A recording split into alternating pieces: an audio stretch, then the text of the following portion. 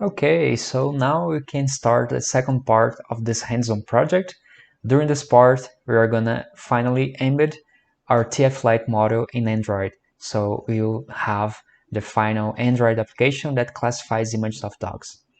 So here at my screen, you can see we already have the application, so it's totally coded, and I'm gonna describe this application for you.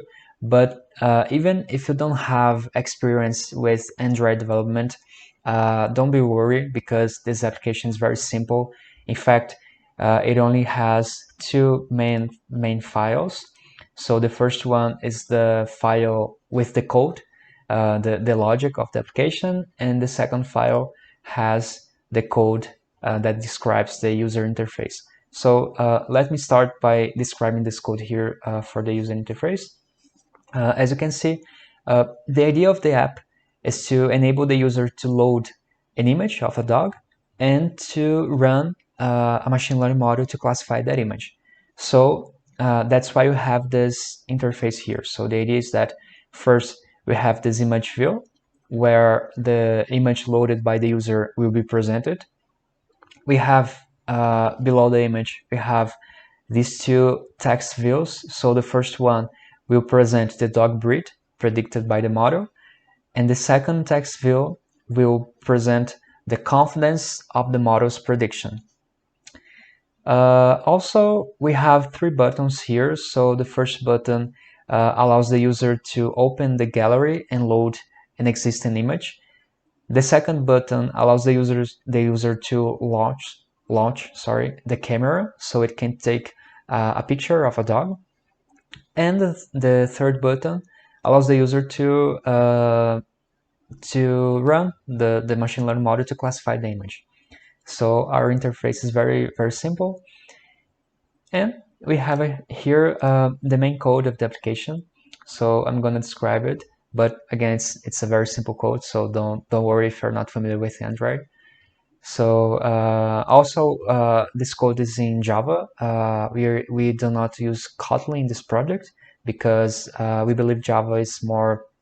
It's easier for those that already know Java and don't have experience with Android. So it's more accessible during this course. Okay, but we could use Kotlin with TensorFlow. There wouldn't be a problem. Okay, so this code here describes the main activity. So an activity in Android is basically the logic of a screen. So our application has only one screen, so we only have this main activity. And the first thing we do here in this class is to define some constants.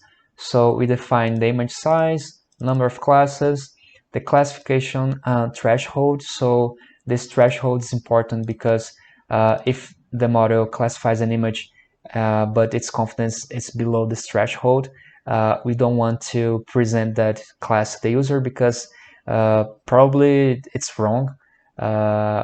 We are only interested in showing the predictions with high confidence. So we define this threshold of 50%. This here is important. We need to define the model file, the model file name. So the tflite file we exported using Python previously. And we also have here the file name of the labels. So both files are stored in this folder here called assets. You can see here the model.tflite file we exported previously in Colab. And here we have this text file with the labels. So these are the labels our model should present to the user, 120 labels, all breeds of dogs, of course. We also have these contents here. So this first one is a request code to inform Android we want to open the camera. This one is used to inform Android we want to open the gallery, the image gallery. We have this log tag here just for debugging debugging the application. And finally, we have these attributes here, which are basically related to the interface. So they are components of our interface. We have the image view, the buttons, the text views, okay? And finally, we have the interpreter, this time here for Java, of course, for Android. We already saw the interpreter in Python. And we have the labels, a list of labels in string format. And this utility class called image processor, which is provided by TensorFlow, okay, tflite, TensorFlow Lite. And we are going to use this class here, this object, sorry, to perform the image preprocessing. So the same operations we performed in Python, which were rescaling and resizing the images, we need to perform them here again in order to make the model runs correctly. Okay, so these are the attributes we use. And let's talk about the methods of this class here. So the first method is called onCreate. So this method is part of the life cycle of an activity. So during when the user runs our app, the Android framework will call this method onCreate once the user is ready to see the screen of our app. This method is called. And the first thing you do is to define the layout. So we informed Android the layout for this screen is defined in this file here I already mentioned. Then we load the components of the screen. So we associate the components in the layout to their objects here in Java. So the image view, the buttons, the text views.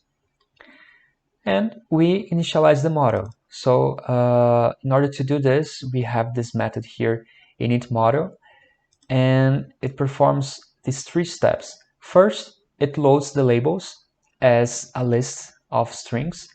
In order to do this, we have this utility class here called file-util, which is again provided by TensorFlow Lite.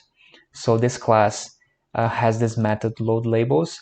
We just need to inform the file name of the text list we have, and it returns the list of labels where each element is a string corresponding to that label. Next, we initialize the interpreter. So the idea is similar to what we've done, we did actually in Python. So here we have the method. First, we need to load the model, the tflite model. Again, we use this utility class called file-util. So it has this method load mapped file, and we inform the file name of the tflite model, which is this file here. We export it with Python. So it loads the model as a mapped byte buffer. If you remember, the tflite, it's a byte buffer, a mapped byte buffer, or a flat buffer, which means it basically describes the operations performed by the model. So we load them here as this object from this class. And then we instantiate an object of this class interpreter by informing the tflite model we just instantiated, and we inform some options that we want the interpreter to use or to consider. For this first hands-on project, we actually use the default options, but it's important to have them here because throughout this course, we are going to set more advanced options. So it's important to already have them here. Okay, so after initializing the interpreter, we also instantiate the image processor. So as I already explained, this object will be used to preprocess the input images presented to the model. So in this method here, in each image preprocessor, we use this class here, this builder, provided again by TensorFlow Lite API. And we define here the operations the processor should implement. So they are basically resizing and normalization the same way we did in Python. Okay, so now we initialized our model. We just need to define the listeners to the buttons of the application. So after the user presses one of those buttons, we have the correct callback for each one of them. So the first callback is for the button for load the image from the gallery. So the callback is this here, open gallery for image. We have this method here we implemented. So we define this intent, which basically informs Android what we want to do or what kind of external application we want to launch. So in this time here, we want to launch the gallery. So we create this intent. We set the type here because we want to get an image from the gallery. And finally, we start the gallery application. We request actually Android to start the gallery application. We do the same for the second button. So for the button responsible for loading the image from the camera, we have this callback here, open camera for image. So it does the same. It creates an intent, and then it requires Android to launch the camera. Finally, the last button is responsible for running the tflite model. So the callback here is this classify image method. Let's take a look at it. So the first thing here is very important. When we want to start running the model, we should start a new thread. Why? Because all of the code I presented so far runs in the main thread of Android, and the main thread also runs the code related to the user interface. So it's a good practice when we have a lot of computational to perform, to run. We should actually to run the computational in a background thread, so we don't freeze the user interface. Okay. Even though the idea of our model is to run really fast and to be optimized for edge devices, it is still a good practice to create a background thread so it doesn't risk to freeze the application and to damage the user experience. So once you have this thread, we just need to prepare the data and perform the inference, and finally collect the output similarly to what we did with Python. So first, to get the image, we collect a bitmap from the image view, which is the component that presents the image in the user interface. We collect the image as a bitmap. We check if the bitmap is not empty. Then we create the input tensor that's gonna store that image. So that's what we do here. We load that image in the input tensor, which is represented by this object tensor image, provided again by TensorFlow.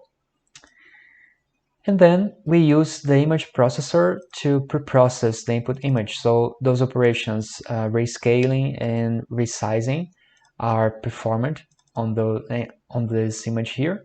So it is ready to be presented to the model. We also create the output tensor. So we have this method here, create fixed size, provided by this utility class here, tensor buffer. And we inform the shape, the output shape. So it's 1 by 120, the number of classes. And the type of the output is float 32. So we have this output tensor, and now we are ready to run the model. So we call this method here run. It's not invoke. In Python it's invoke, but here it's run. So we call this method run from the interpreter, and we inform the buffer of the input tensor or input image and the buffer of the output of the model. Okay, so our model runs, and then we need to collect the outputs and collect the final label. So first, we create this object here, instantiate this object, tensor processor. This object is going to be used to process the output of the model. So once we have this object, we create this tensor label, which is another class provided by TensorFlow. We create this object informing the list of labels we already have, 120 labels, and processing here the output of the model, which is a raw tensor, and we are going to process this using this tensor processor. And we do all of this to have this tensor labels here. After we have this object, we just need to extract a map with that associates the label to the scores predicted by the model. So we have this final map here, and finally we should get the label of the maximum with the maximum score. So that's what we do in this line here. We get the label of the maximum score, or the graded score, and we get the score, and we check if the score is greater than the threshold we defined previously, which is in this case 50%.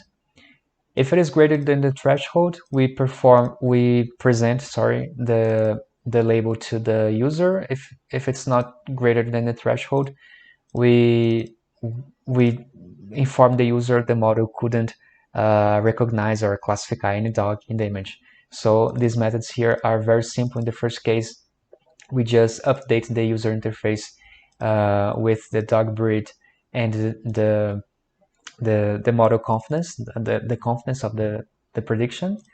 And in the second case, we just remove any information regarding the dog breed and the confidence, and we present this message to the user, unknown breed. That's what we do. All right, so that's our application. That's how we develop an Android app to run a tflite model. And there is a final point I should present to you regarding how we can have access to these utility classes provided by TensorFlow Lite. So it's very simple. We have here our build.gradle file, which defines the libraries we're going to use with Android. And here you can see we only use two libraries or two statements regarding tflite. Okay, so the first one it's the support library, and the second the library compatible with GPU. So that's all we need here.